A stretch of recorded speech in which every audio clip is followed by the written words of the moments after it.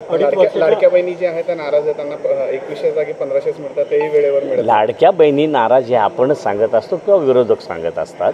बाकी लाडक्या बहिणी खुश आहेत हे एका बाजूनी नाही तर सर्व बाजूने लाडक्या बहिणी खुश आहेत.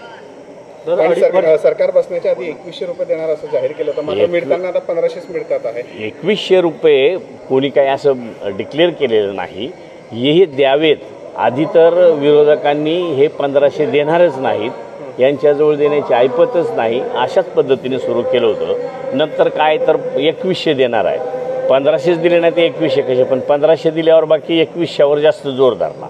तर तसा काही प्रकार नाही आहे. आपलं मत किती आहे, 1500 का 2100? नाही, 1500 सुद्धा परिपूर्ण आहेत.